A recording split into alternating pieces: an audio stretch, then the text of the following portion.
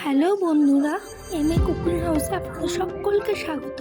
আজকে আমি মটন কষা রেসিপি নিয়ে চলে এসেছি। এখানে আমি 1 কিলো মতো মটন নিয়ে নিয়েছি।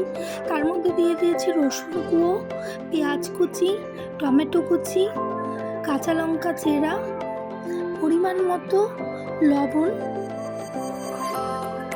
পরিমাণ মতো হলুদ গুঁড়ো, পরিমাণ মতো কাশ্মীরি লঙ্কার গুঁড়ো, সামান্য একটুখানি চিনি, তারপরে দিয়ে দিচ্ছি সর্ষের তেল। এরপর আমি দিয়ে দিব জিরা বাটা, আদা বাটা, আর তারপর এটাকে আমি ভালো করে নেড়ে চেড়ে মাখিয়ে 30 মিনিটের মতো রেখে দেবো।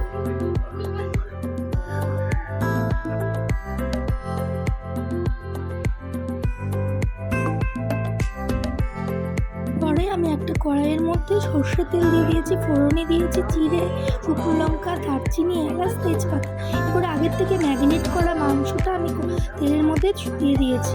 এটাকে এখন ভালো মতো নেড়ে চেড়ে সামান্য কিছুটা জল দিয়ে এটাকে আমি ঢেকে দেবো। এদিকে আমার মাংসটা সেদ্ধ হয়ে গেছে। এরপরে এটাকে আমি ভালো মতো কষিয়ে নেব।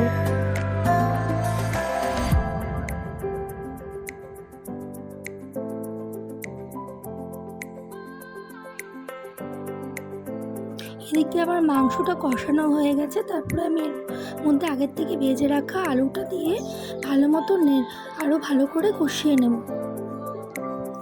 কষানো হয়ে গেছে। আগে উষ্ণ গরম জল এর মধ্যে দিয়ে ভালো মতো নেড়ে চেড়ে নেব।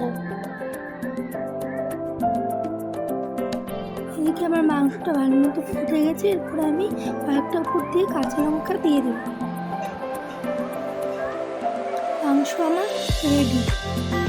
তোমরা প্লিজ সবাই লাইক, কমেন্ট, শেয়ার এবং সাবস্ক্রাইব করে দিও।